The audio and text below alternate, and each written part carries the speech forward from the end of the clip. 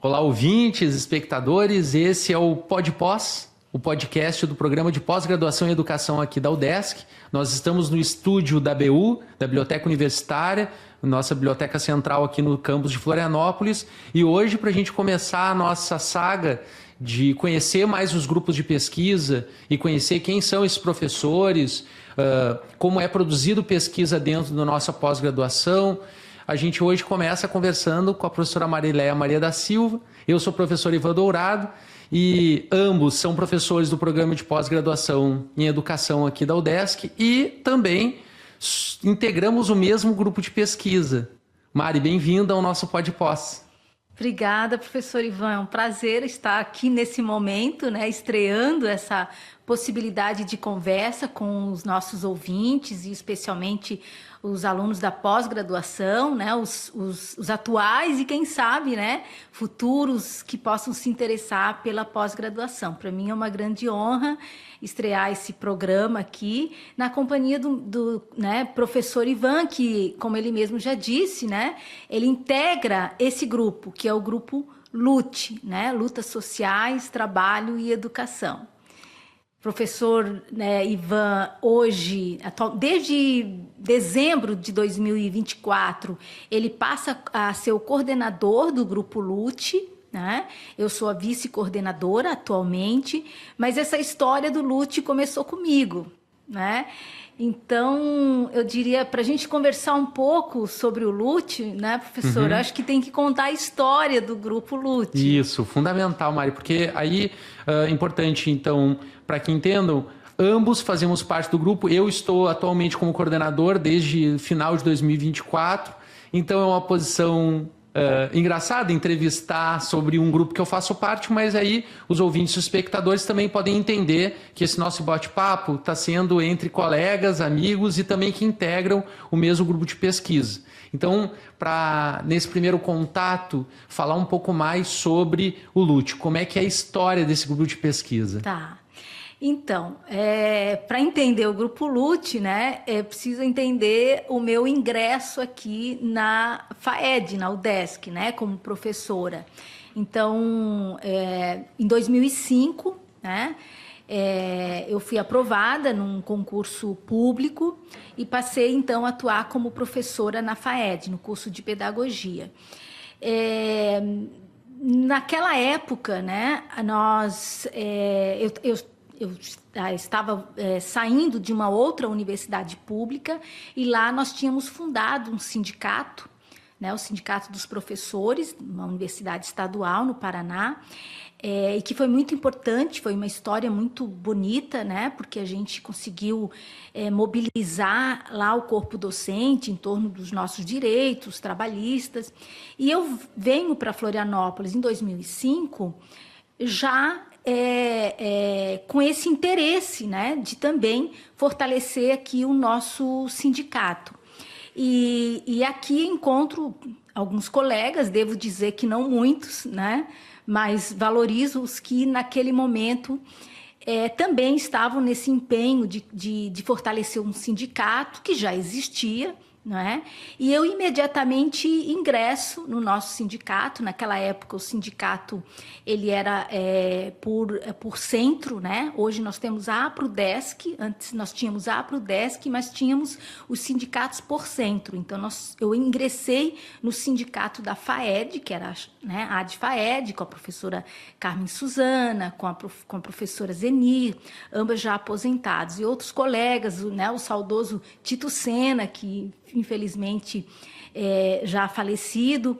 Então, ali a gente tinha uma militância, mas era uma militância que não estava descolada da própria compreensão da educação como um todo. Era assim que eu via, que eu não entrava na sala de aula apenas como professora, Eu era uma servidora pública, professora, tinha a questão da nossa carreira docente, entender as políticas de arroxo salarial que impactavam na nossa condição de vida como docentes do ensino superior, mas ela também estava presente na educação básica. Então, eu olhava para aquela meninada da pedagogia, e assim, nós temos que discutir isso, entender, né? E claro, a disciplina, né, que eu inicialmente ministrei, eram disciplinas voltadas para compreender as políticas educacionais. Tinham outros nomes, mas eu sempre estava circulando em torno desse tema, né? Então, essa necessidade de organizar esse pensamento em forma de um grupo, ela sempre se colocou, seja no sindicato ou no âmbito mais, digamos, pedagógico do curso. E aí, por conta disso, nós criamos um grupo que não tinha necessariamente um vínculo com o CNPq, não era um grupo institucionalizado. Era o chamado, que a gente chamava de grupos indignados inquietos, né? Que era um grupo na verdade, 2 colegas, né? Da FAED e mais alguns alunos também vinculados ao centro acadêmico. A gente se reunia a cada 15 dias, né, para discutir Gramsci. Foi a nossa primeira entrada para tentar entender a escola, a educação. Né? E o grupo não andou muito, a gente tinha muitas dificuldades com horários, mas foi a nossa primeira iniciativa, né, de dar vazão de maneira organizada, né? E, claro, participei de projetos de extensão, né? Que também envolvia, de certa forma, né? Era o cinearte, a gente projetava filme, trazia convidados para discutir. Naquela época não havia ainda essa necessidade de tudo se organizar em torno de um grupo institucionalizado. Mas a gente já fazia isso, embora não de maneira institucionalizada, né? Só, na verdade, em 2014 é que, né, eu e a colega Carmen Suzana e mais outros professores, né, a gente cria e formaliza perante o CNPq o grupo, que naquele momento não era ainda a nomenclatura LUT, né? A nomenclatura ela chega depois.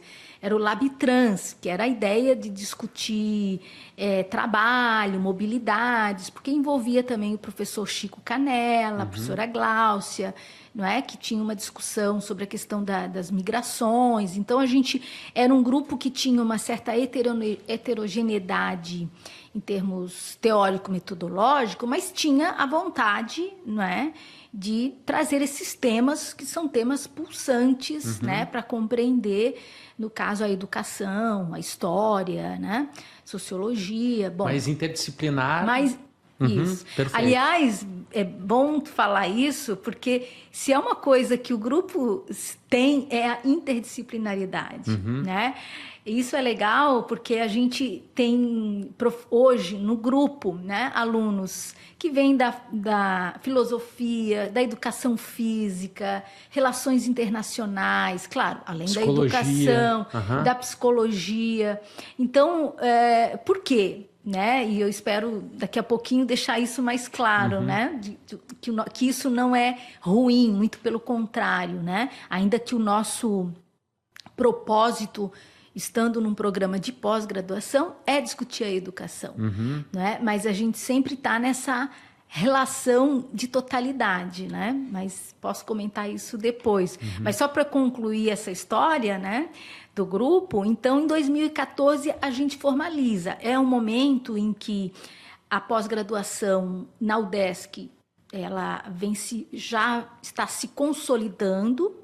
No nosso centro, com a aprovação do doutorado, né? Não sei precisar exatamente a data, 2012 talvez, mas enfim, a ideia do grupo, do grupo institucionalizado começa a fazer parte de uma das demandas, né? E aí então a gente cria esse grupo interdisciplinar, né? Mas com a aposentadoria da professora Carmen, da Gláucia, não é? E também a necessidade minha, né, como pesquisadora, docente já vinculada ao PPGE, de pensar no grupo numa discussão a partir do marxismo, né, que sempre esteve presente, né, mas que naquele momento, né, ela se coloca com mais força, né? Então, houve a necessidade de redimensionar o grupo por conta da saída dos colegas e também minha, por conta até mesmo desse meu amadurecimento. Afinal, né, como é que eu me coloco como pesquisadora nesse momento que pretende levar um grupo de estudos, né? Então, em 2022, o grupo recebe um outro nome, né? Foi assim um trabalho incrível, porque nessa época, né, já tinham orientandos de mestrado e doutorado, a gente sentou num café à tarde, vamos dar um nome, né? E era um nome que tinha que combinar com a nossa intenção, a nossa intencionalidade, né? Que é luta, né? Que é luta, que é resistência, né? E então a palavra lute, ela caiu como uma luva, né? Então o que a gente faz? A gente sabe que a gente tem que ter lutas, né? A gente tem que entender o trabalho e a gente está na educação, né? As lutas sociais, trabalho e educação. Então assim nasce a nomenclatura lute, né? Então veja que no início, em 2005, quando eu entro, esse espírito de luta já estava presente, né? E ela se materializou, né?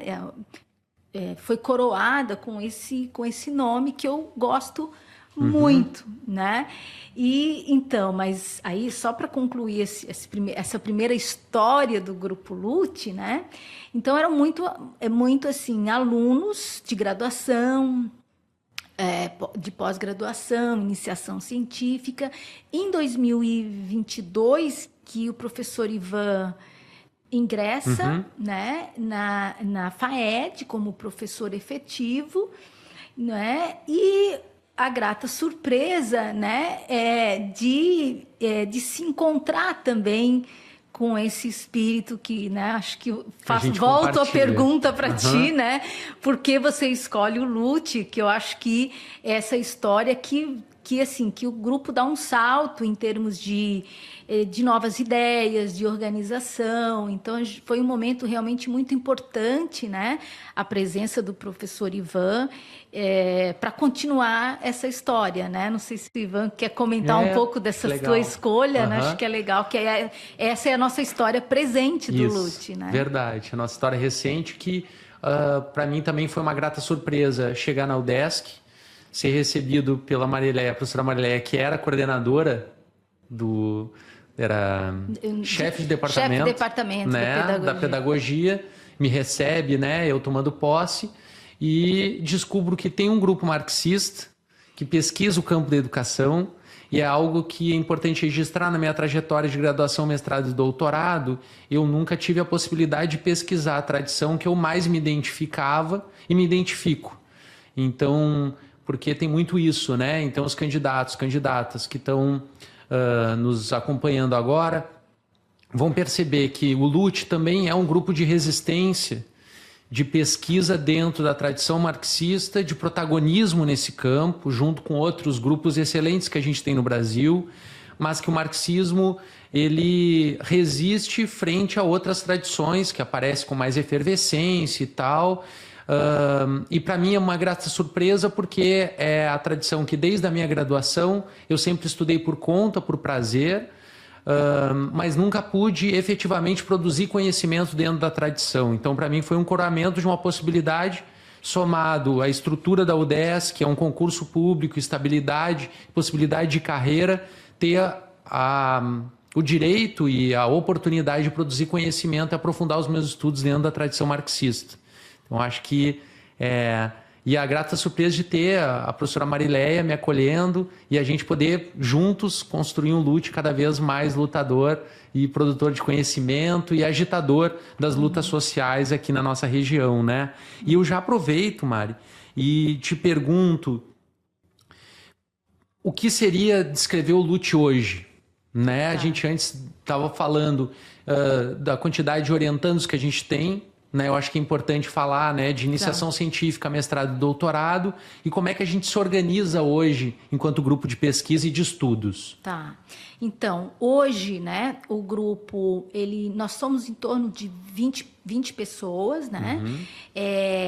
Entre doutorandos, pós-doutorandos, mestrandos, iniciação científica e professores. Nós temos a professora Maria Cristina, que é professora do CEARTE, é também professora do PPGE e participa do LUT, né? Porque também compartilha conosco da perspectiva marxista, né? Dentro do marxismo dialético. A professora Cristina faz um debate extremamente importante que discute arte e educação dentro da perspectiva histórico-crítica, além do professor Ivan. E a professora Daniele Antunes, que é a nossa professora substituta, né, colaboradora, que está com a gente. Temos a Márcia, que é a nossa técnica, né, da FAED. Enfim, não vou falar todo mundo aqui porque, por nome, que eu com certeza vou esquecer alguém, né? Mas só para citar aí os professores, né? O grupo hoje, né? O que a gente quer, né, com esse grupo? Primeiro, a gente entende, né, que o objetivo do grupo é reunir pesquisas em torno da reflexão, capital, trabalho, né? Então, para nós, só podemos discutir educação se a gente leva em conta a educação que se produz numa sociedade de classe. Então, esse é o primeiro ponto. A gente tem pesquisas, assim, tem um tema variado, a temática, né? Então, as especificidades da educação infantil, da questão da carreira docente, das tecnologias, do Estado. A gente tem um leque de possibilidades da educação infantil à pós-graduação. Então, a gente não seleciona necessariamente por tema, mas sim pela perspectiva teórico-metodológica, porque a gente entende que para a gente compreender, não é, as determinações das políticas educacionais, a gente precisa compreender qual política para qual sociedade. Então, invariavelmente, a questão da relação capital-trabalho, ou seja, quem produz a riqueza e quem se apropria da riqueza, está na base da compreensão das determinações dessa política educacional. E para a gente entender isso, a gente precisa discutir o próprio Estado, né? E que para nós é uma categoria fundamental para a gente entender, né? Se eu fosse resumir, né, tentando responder aí a tua pergunta, né, sobre o LUT hoje, eu diria que a nossa questão fundamental hoje é compreender como superar, não é, essa clivagem entre do público versus privado, né, porque existe hoje um entendimento no âmbito de uma discussão crítica, né, de que existe uma apropriação do privado que quer privatizar o público. É verdade, sim, mas para nós essa não é a questão fundante, né? Então, entre uma clivagem entre o público e privado, mas entender a educação, né, numa perspectiva de totalidade, que daí supera essa noção entre público versus privados, né? Versus privado. Então, a gente tenta fugir de uma leitura, na nossa avaliação, um tanto quanto superficial, né, que toma o público como um espaço cheio de virtudes e o privado como um espaço do malvado, né? Porque a gente precisa entender que essa relação público-privado, ela é uma relação que se estabelece dentro do Estado, que é o Estado burguês, né? Então, não faz muito sentido discutir dessa maneira simples, né? Eu não vou ter a pretensão de entrar aí nos pormenores, claro. né? Para isso a gente convida as pessoas para entrar no Grupo Lute, discutir isso profundamente, mas é Marx que vai nos ajudar a entender a relação capital-trabalho. É com Lenin que a gente vai compreender o que é o Estado, né? E é com Gramsci que a gente vai entender as formas de dominação do Estado burguês, a produção de consensos. E aí a gente consegue explicar por que as tais das parcerias público-privado na educação, elas se colocam como uma política hegemônica hoje, mesmo no âmbito da esquerda, de defender, né? Então, são todas essas questões que o Lute hoje está se debruçando. Perfeito. E também complementando, Mari, que nós somos um grupo de pesquisa e a gente entende que não se produz pesquisa sem estudo. Então a gente tem os nossos encontros, né? Isso muda a cada semestre, então é importante que candidatos e candidatas que tenham interesse em concorrer a alguma vaga que o Lute vá oferecer, é importante, obviamente, atentar ao edital, né? Todo o processo seletivo passa por um edital de pós-graduação. Mas, para além disso, nós somos um grupo de estudos presencial. A gente tem, dependendo do semestre, encontros semanais ou quinzenais, onde a gente se debruça para discutir ou as pesquisas em andamento ou esses autores que a gente se aprofunda. Agora, nesse início de 2025, por exemplo, a gente vai se aprofundar numa pesquisa e num estudo relacionado aos cadernos do cárcere, que teve uma nova edição agora, né? Uma atualização das traduções anteriores, então uma nova edição em que a gente vai poder ler com calma e aprofundar os nossos estudos, retomando Antônio Gramsci no original, né? Então, isso faz com que o nosso grupo tenha uma responsabilidade de estudar e aprofundar esses intelectuais, avançando, obviamente, com outros autores e pesquisadores brasileiros, latino-americanos, europeus, para a produção das pesquisas que a gente coordena, né, Mari? Sim, exatamente. Então, a dinâmica, né, do grupo, ela pode ter pequenas variações a cada semestre, né? Mas é certo que nós temos encontros que são encontros presenciais, sempre, né? Porque a gente entende que uma relação pedagógica é uma relação presencial, não é? É claro que, eventualmente, a gente entende que possibilidades remotas existem, a gente participa de live, a gente, né, esse espaço que a gente está tendo aqui, Exato, não deixa de ser um espaço formativo. Então, agora, a presença no Lute, né, ela é fundamental porque é ali que a gente apara as arestas, né? Ali a gente está ensaiando o que a gente está pensando, né?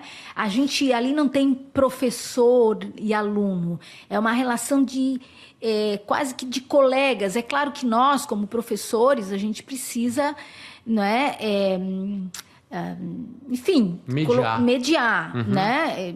Mas em termos de é ali que a gente vai fazer tentativas de acerto e erro, né, de experimentar se é isso mesmo que eu estou entendendo, o que o fulano falou, o que não falou.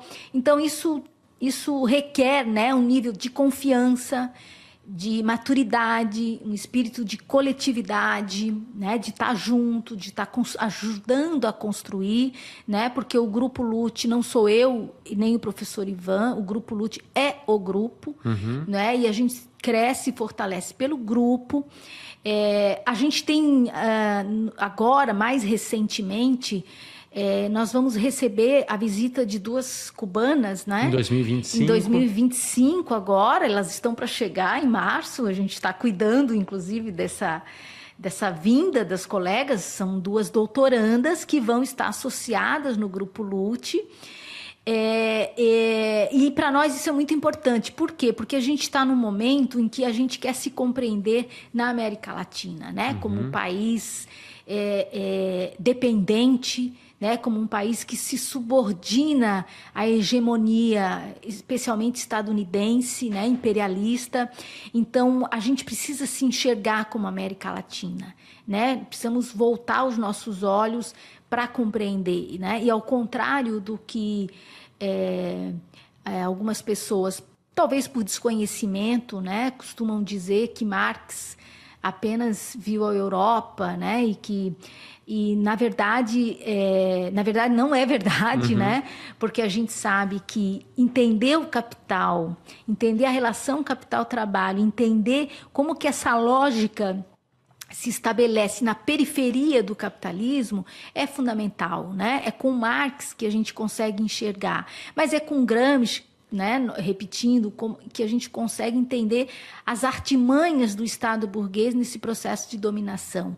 E é também com Mariátegui, com Florestan Fernandes, né, com Agustín Cueva, que a gente vai se dando conta do que é a América Latina. Então, a gente está muito motivado em enveredar os nossos estudos, porque, e não é por um puro deleite, não se trata disso, né? Mas para a gente entender, inclusive, as formas de resistência, porque é fundamental, né?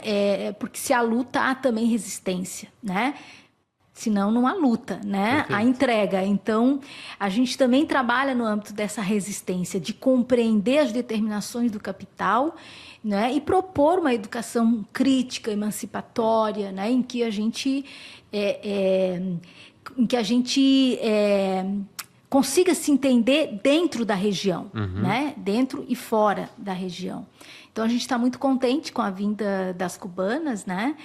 E expectativas nossas também, Ivan, de poder viajar, né, para Cuba. Já estou adiantando aqui um pouco o nosso cronograma de trabalho, né? Mas a gente, eu e Ivan vamos participar de uma oficina sobre Gramsci em Cuba, agora no mês de maio. Então, eu diria que essa viagem, né, de estudos, ela já faz parte de uma estratégia do Grupo Lute de compreender o que os outros países, né, estão discutindo, pensando a contemporaneidade. Né? A gente está vivendo aí num processo de precarização da vida, né, em todos os aspectos. Sim, né? Obviamente, isso impacta diretamente na educação, e a gente sabe que, infelizmente, não está sozinho. Isso não é uma realidade que diga respeito apenas ao Brasil. Né? A gente tem visto aí um avanço da extrema-direita, a gente tem visto, né, uma pauta estranha, completamente estranha, aquilo que se entende como propósito de vida, né? Então, a gente precisa realmente, né, construir essa aproximação com os nossos irmãos latino-americanos para a gente se entender.